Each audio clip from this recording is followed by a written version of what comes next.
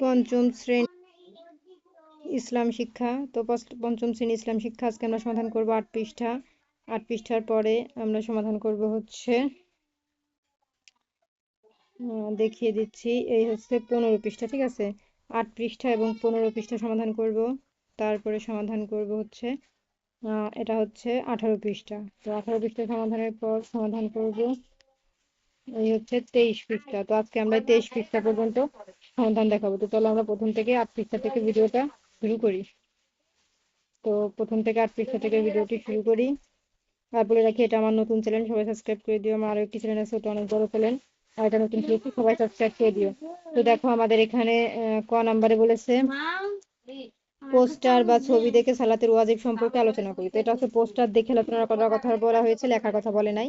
আর এখানে খ নাম্বারে বলেছে সালাতের ওয়াজিব সমূহ একটি তালিকা তৈরি করে কাজটি একাকি করি, মানে হচ্ছে সালাতের ওয়াজিব সমূহ আমরা এর মধ্যে লিখবো, ঠিক আছে। এখানে ঘর আছে কয়টি? 14টি। তো চলো আমরা 14টি উত্তর দেখে নেই।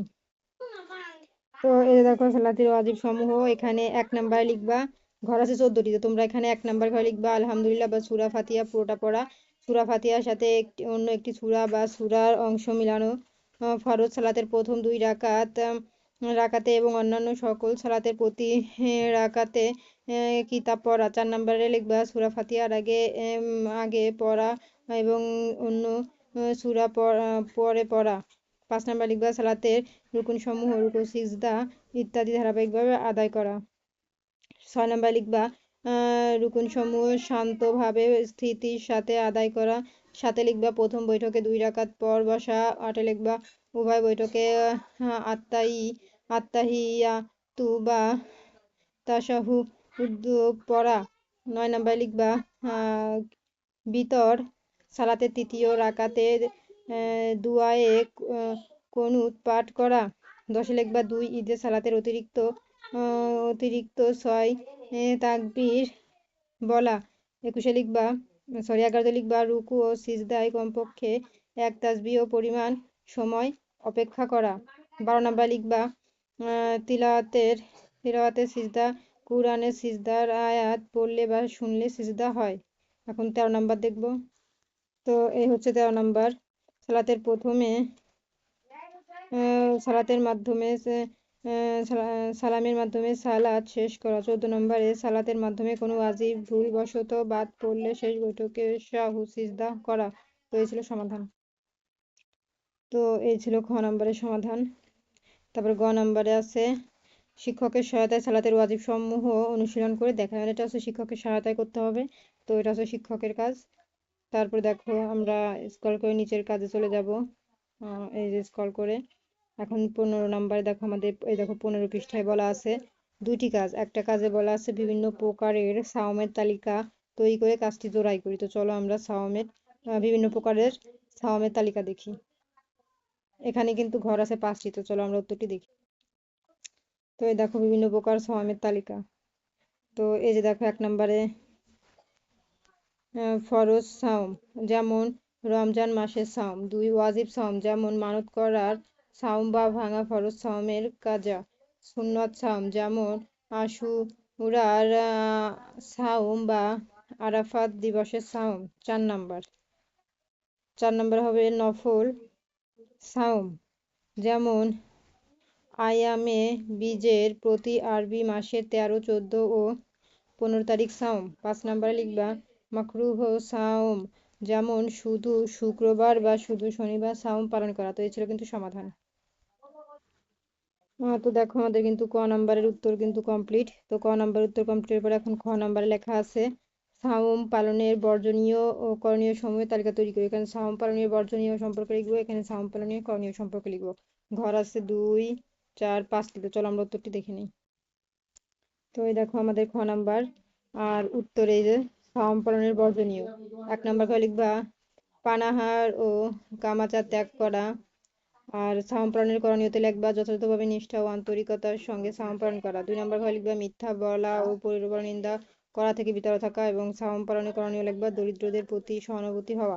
3 নাম্বার লিখবা ঝগড়া বিবাদ ও অশ্লীল কাজ বর্জন করা। অভাবীদের সাহায্য সহযোগিতা ও দান সওদা করা। তারপরে 4 নাম্বার লিখবা ধৈর্য হারা হওয়া বা রাগ প্রদর্শন করা থেকে বিরত থাকা, মহান আল্লাহর নৈকট্য লাভের আশায় বেশি বেশি ইবাদত করা, লোক দেখানো ইবাদত পরিহার করা, ক্ষুধার কষ্ট অনুভব করে অসহায়দের পাশে দাঁড়ানো। এটা ছিল সমাধান। আমাদের খ নাম্বার কিন্তু কমপ্লিট। এখন গ নাম্বারে বলেছে সাওমের পরিচয় সম্পর্কিত পোস্টার তৈরি করি, মানে এটা একটা পোস্টার তৈরি করার কথা বলা হয়েছে, কোনো কিছু লিখতে বলে নাই। তো এখন আমরা চলে যাবো স্ক্রল করে নিচে। তারপর দেখো এটা হচ্ছে কত নম্বর পৃষ্ঠা, 18। তো 18 নম্বর পৃষ্ঠা দেখো আমাদের কি লেখা আছে, জাকাত সম্পর্কে আলোচনা করি, জাকাতের সুফল সমূহ তালিকা, মানে জাকাতের সুফল আমরা লিখবো। এখানে ঘর আছে 5টি, তো চলো আমরা জাকাতের সুফলের 5টি কথা দেখি। 1, জাকাত সম্পদ বিশুদ্ধ করে।